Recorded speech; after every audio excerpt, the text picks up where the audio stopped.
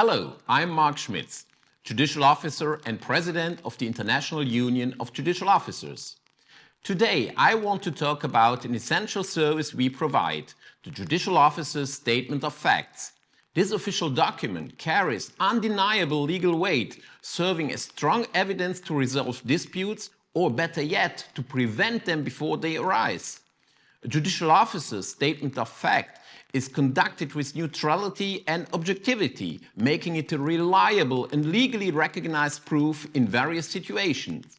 For instance, everyday disputes, conflicts with neighbors, property damage or construction issues, but also business matters like documenting strikes, general assemblies or intellectual property violations.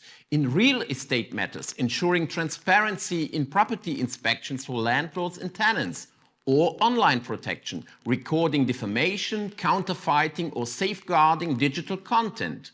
The true strength of a statement of facts lies in its preventive power. By securing objective proof early, you reduce legal risks and gain peace of mind, knowing your rights are protected.